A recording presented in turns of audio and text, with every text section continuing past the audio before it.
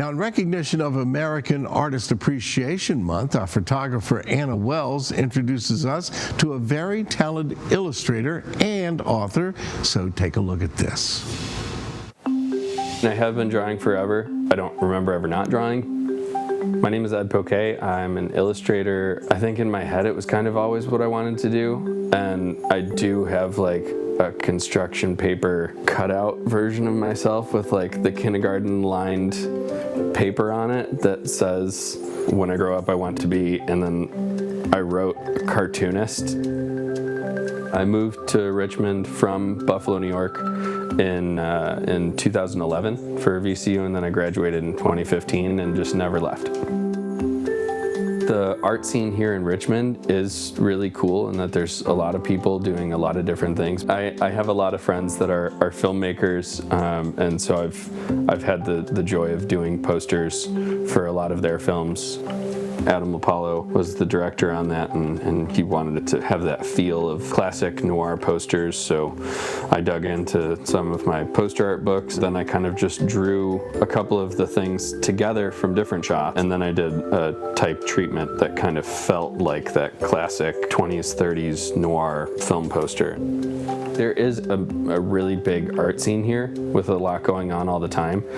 And so in that sense, it kind of has the feel of a larger city. Most of my illustration work, I was working on something else that I liked doing, and then somebody else saw it. And that's how I got my first children's book, was I was sitting in a coffee shop and I was working on something else that I was just doing for fun.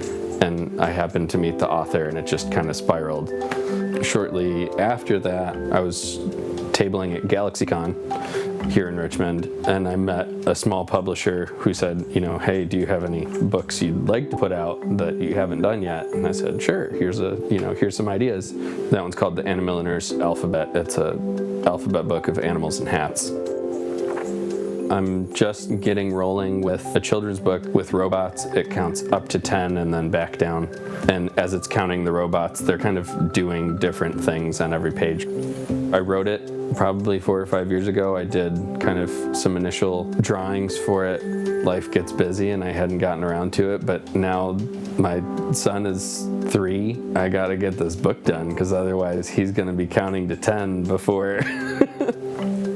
I love looking at old artwork for color inspiration. I'm a big fan of old record covers, old movie posters that had more of a painterly feel. There was other people that said, hey, I like the stuff that you're doing, can you do it for this? Hey, I like the way that you draw characters, can you make a poster for my short film? It's pretty cool, the amount of people that I've gotten to work with. I liken it to really any documentary about professionals in the entertainment industry, but I always feel like there's a moment at the beginning of the documentary where they're all working together at some place, and they come together and end up making something incredible. And so I feel like we're at the beginning of the documentary. There's a lot of people that I've met in Richmond that really want to see Richmond artists succeed. And I think that that's definitely something that's special here, and I love that about Richmond, and it's really cool.